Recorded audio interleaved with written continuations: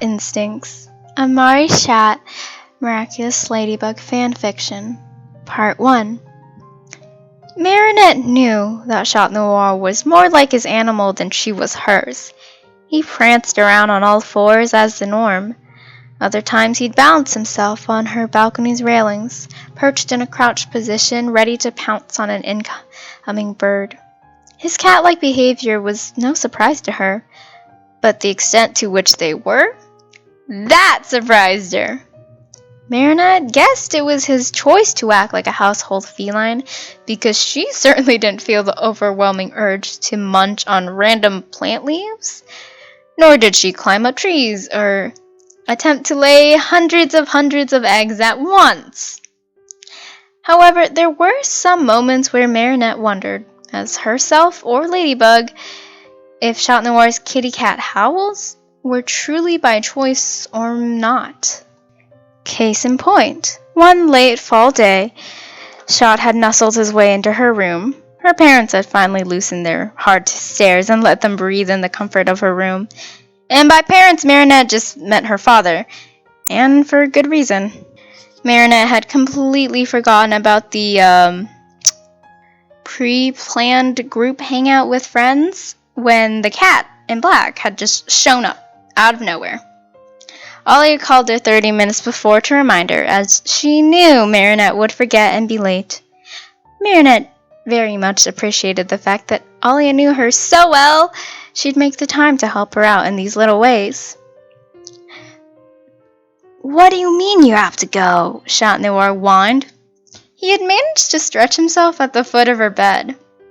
Marichat rolled her eyes at him and searched her closet for his scarf. "I mean, my friends and I had decided to go to a pumpkin patch weeks ago, and today is the day that we chose." The black-haired girl shoved her arms through a long gray cardigan. Where was her scarf?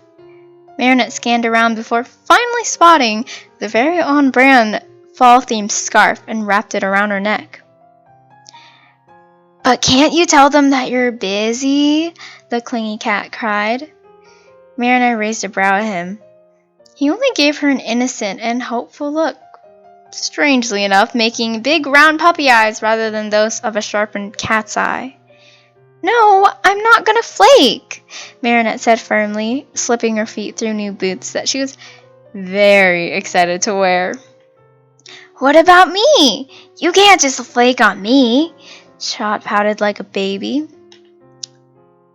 "You coming was not planned. This was." Despite that, Chat Noir continued to whine. One may think that with saving the city every day thing, Chat Noir would be a bit more mature than the average Parisian. Marichat, however, believed the opposite was true. Chat Noir was a baby, in the position of a superhero, which admittedly was a strange position, but then again, Marichat was hardly able to drive legally, and yet here she was, saving the day every day and night. Moving past, Chat Noir was a child through and through. He wanted attention at all times, and food. Half the time, the only thing on his mind was play. Not that Marichat minded, of course. She liked the breaks from her grueling homework and near anxiety attacks about her undercover life. Besides, he was a variable Mecha Strike player, and it was always a joy to destroy him. "Don't you love me?" Chat Noir said. He had jumped off the bed, landing on all fours, of course, and pranced over to her side. "If you love me, you would stay," he tried. Marichat shook her head and lightly kicked his sides so that she could make her way to her bed where her phone was. "I do love you, yes, but I love my other friends too. They just want to spend time with me as well." Marichat had the strangest feeling that she had said similar words to a kid that she was babysitting. Then again, with one looking at the pouting baby face Chat Noir was making, one could also argue that she was actually babysitting. Only a possible teenage boy? Okay, wow, Marichat's life was strange, and in ways that no one would expect. The sad thing was, this was the strange part. Nothing, not even the superhero portion of her life. This was the weird part. "Well, At least tell me who you're gonna leave me for, Chat Noir huffed, crossing his arms as he finally sat himself up like a normal person. Marinette sighed and complied. Alia, Rose, Julika, Alex, Milan, Julika, Max, Kim, Nino, Luca, Wait, are you hissing? Marinette stopped mid-sentence. She was staring incredulously at Chat Noir. But the hissing didn't cease, though she highly doubted he made an effort to do so. Either way, Marinette didn't get a direct answer, but from the high-pitched noise emanating from the black cat-themed superhero, her assumption wasn't far off. No, Chat said stubbornly once he finally managed to calm himself down. He turned his face away. Marinette practically gaped at him. Oh my god! You were hissing! She pointed a finger at him. He was still trying to compute in her head. He knew Chat Noir was strange, but never once did she think he could actually hiss. I wasn't, the blonde said, swimming somewhere in Egypt. Marinette shook her head. No, it was loud and clear. You were hissing! It took about 3 seconds for Marinette to realize how funny this was. Chat Noir, who was a human despite his cat tendencies, had hissed like an actual cat and apparently couldn't exactly control it. She tried to muffle the laughter, but with one pleading look from her, it broke her. Bright bubbling giggles escaped her mouth, making Chat pout harder. Sorry, Marinette gasped, leaning down to give him a tight hug, to which he begrudgingly held onto her arm as it was around his chest. I didn't expect that. Marinette finally got herself to calm down and saw that even Chat Noir was suppressing a smile. Don't tell anyone that, Chat Noir pleaded, and Marinette agreed, though she did mention that she would not let it go. Chat Noir groaned and dropped his head in embarrassment.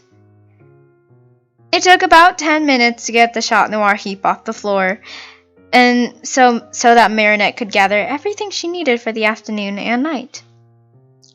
By the way, why did you hiss? She asked, rather offhandedly at Chat Noir. He cocked his head to the right side and crinkled his eyebrows in confusion. I don't know, he said. Marinette rolled her eyes, an amused smile playing on her lips. There has to be a reason. I mean, cats don't randomly hiss at nothing. They hiss when something bothers them. Marinette tapped his nose twice. What's bothering you? She asked tenderly.